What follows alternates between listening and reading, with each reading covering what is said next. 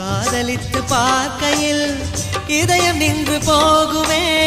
இதயம் நின்று போயினும் ரத்த ஓட்டம் ஓடுமே.